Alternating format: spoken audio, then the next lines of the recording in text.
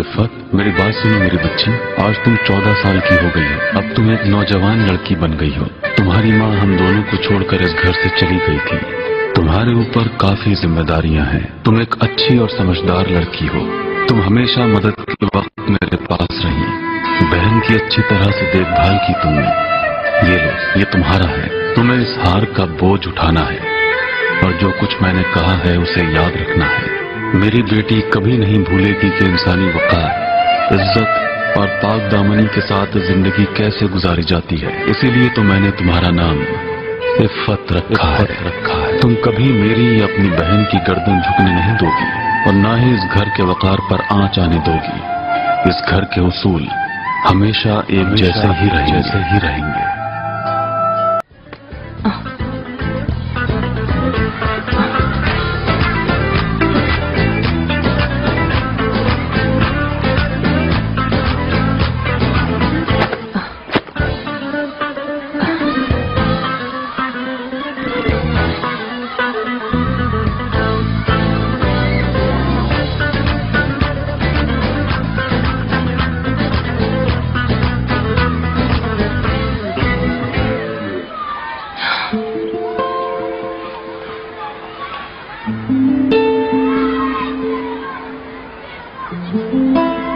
इफ़त, बतूल, तुमने तो मेरी जान ही निकाल दी यार।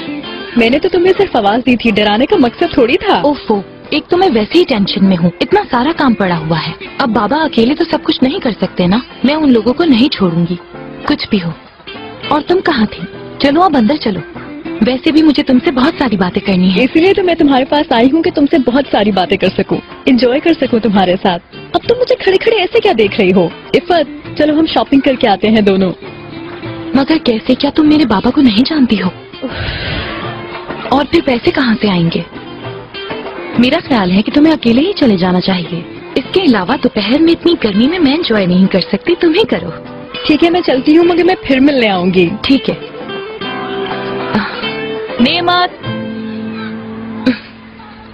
नेमत, नेमत, देखो जरा, ये लड़की अभी तक सो रही है। इसको स्कूल के लिए फिर से देर हो जाएगी। उफ, आपा शोर मत मचाएं। ऐसा भी क्या हो गया है? वैसे भी स्कूल में फ्री में ही पढ़ाया जाता है। क्या मतलब है तुम्हारा? अच्छे से जवाब दिया करो, हर वक्त उल्टा सीधा बोलती हो। आपा, आप इतनी परेशान क्यों रहती हैं? नेमत, मेरे पास इस्त्री करने के लिए कपड़ों का ढेर है और तुम्हें अभी तक मजाक सूझ रहा है? आपा प्लीज समझे ना। क्यों नहीं? अब बहन को ही तो नखरे दिखाओगी।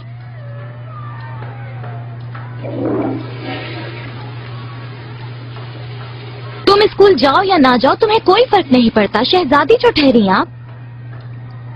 हाँ, मैं शहजादी तो हूँ। शहजादी अपनी मर्जी से रहती है। हाँ। आपा, आप क्या वॉशिंग मशीन बंद करना भूल गई हैं? हाँ, ये तो हद ही हो गई है।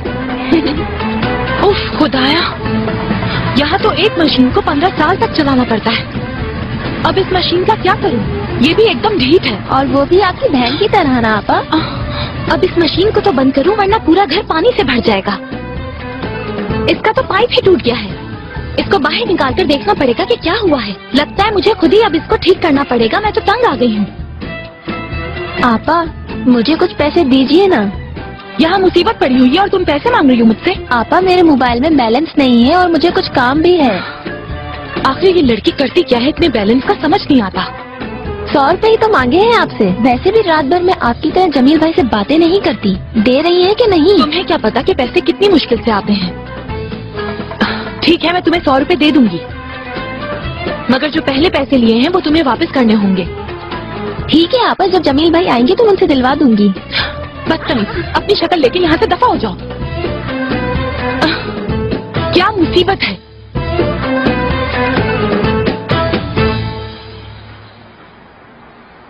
जमील बेटा, ये सामान ला दोगे मुझे? जी अच्छा, मैं ला दूंगा, बेफिक्र हो जाएं आप। मुझे दे दें। याद से ला देना सामान।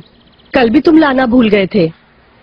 मैं तुम्हें पहले ही बता रही हूँ, याद से लेकर आना। घर में कुछ नहीं है पकाने को। अरे मेरी प्यारी अम्मी, मैंने कह दिया ना कि मैं ला दूंगा। अभी मुझे जाने दे, रास्ते में और भी काम है मुझे। हाँ हाँ ठीक है, जाओ तुम।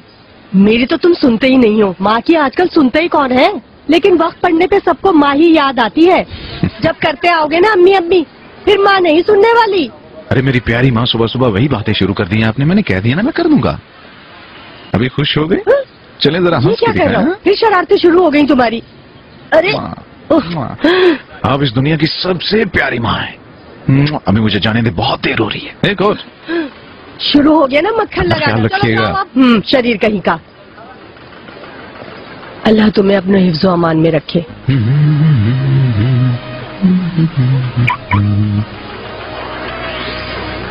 कैसी है मेरी शहजादी है?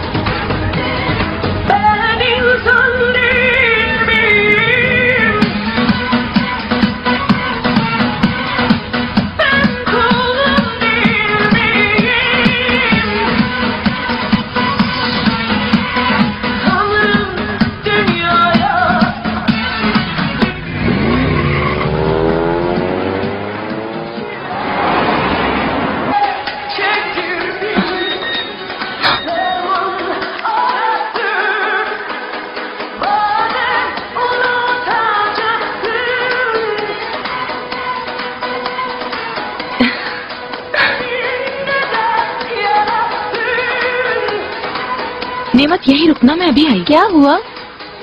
कुछ नहीं हुआ, मैं भी तुम्हारे साथ चलूंगी। ठीक है, लेकिन जल्दी आइएगा।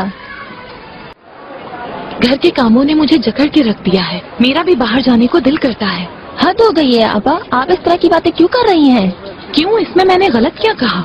बात तो कुछ और है। तुम्हें अगर लगता है कि मैं अपने पड़ोसी की वजह से बन ठन के निकली हूँ तो जाओ जाकर बता दो, मुझे फर्क नहीं पड़ता। यानी कि आप बाबा से नहीं डरती? ऐसा ही समझो।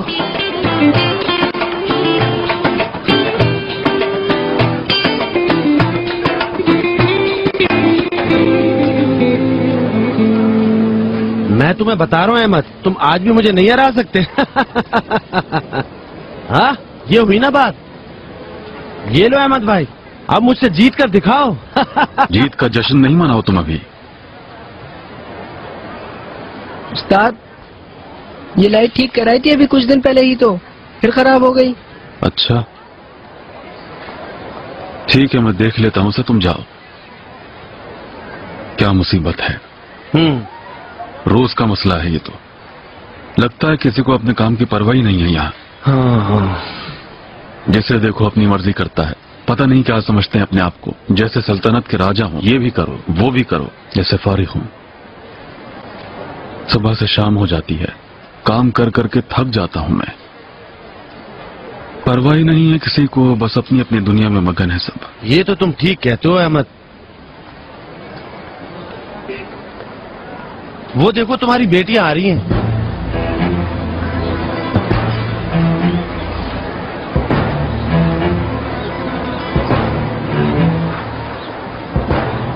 अस्सलाम वालेकुम बाबा। अस्सलाम वालेकुम अंकल। वालेकुम अस्सलाम। क्या बात है लड़की, तुम यहाँ कैसे? घर पे सब काम खत्म हो गया जो तुम इस हालत में बाहर निकल आई?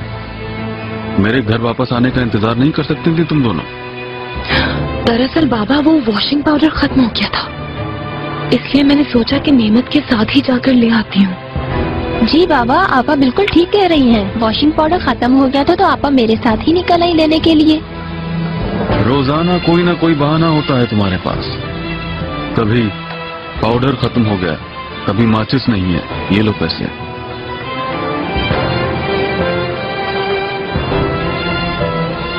ये लो, संभाल कर रखो इसे। इफ़त, जी। क्या तुम पूरी आस्तीन के कपड़े नहीं पहन सकती थी? मगर बाबा गर्मियाँ आ गई हैं, हर कोई यही पहन रहा है। हर किसी से मतलब नहीं है मुझे, मेरी बात माननी होगी। 10 बार कहा है ढंग के कपड़े पहनकर निकला करो, समझ में नहीं आता तुम्हें? ठीक है बाबा। अपनी बहन को बस स्टैंड पर छोड़कर आओ, पाउडर लो और सीधी घर वापस जाओ, वरना मुझसे बुरा कोई नहीं होगा, तुम जानती हो अच्छी तरह। जाओ। खुदा हाफिज अंकल।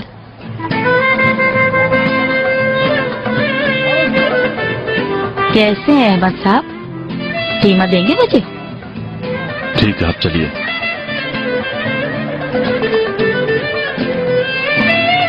हद होती है हर चीज की। ये ना करो, वो ना करो, यहाँ ना जाओ, वहाँ ना जाओ। अल्लाह ही रहम करेगा मुझ पर। लेकिन आपा, बाबा भी तो हमारा भला ही चाहते हैं, इसलिए तो कहते हैं। मैं मानती हूँ कि इसमें हमारा भला है, लेकिन ये कोई तरीका है बताने का?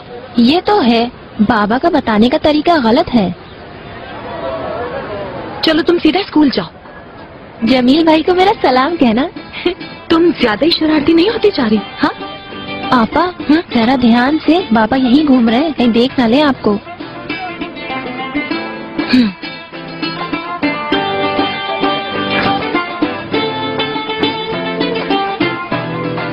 इफ़त कैसी है अहमद साहब? ठीक है, बिल्कुल।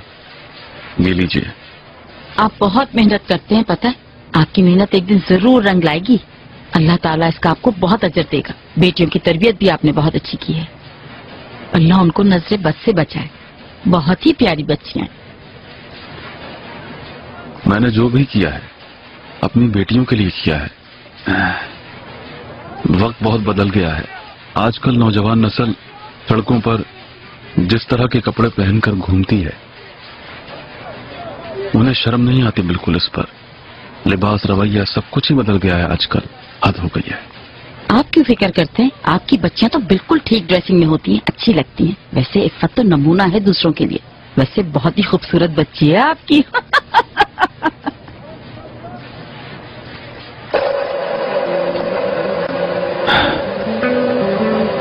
चलो मेरे साथ। कहाँ?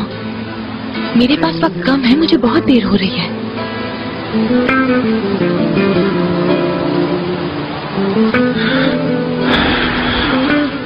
फिर तुमने वही कहा ना मुझे। ऐसा कब तक चलता रहेगा?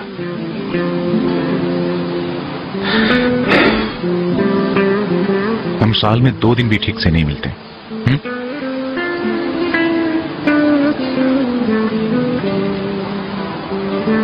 तुम मुझसे प्यार तो करती हो ना?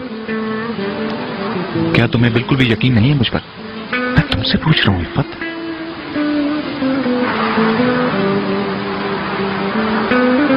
नहीं रह सकता तुम्हारे बगैर।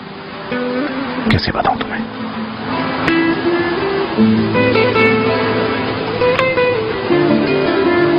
मैं समझती हूँ जमील, मगर मैं कर क्या सकती हूँ? मेरे ख्याल से तो तुम्हारी अम्मी को मेरे घर आना चाहिए और मेरे अब्बू से बात करनी चाहिए हमारी शादी के लिए। इस बात को समझो तुम। तुम्हारी मेहरबानी है कि घर से चोरी मुझसे मिलने आई हो यहाँ पर। एक तुम ही तो मसरूफ हो बस। हम लोगों को जैसे बिल्कुल भी कोई काम नहीं है ना। मैं ही पागल जो तुम्हारे काबिल नहीं है।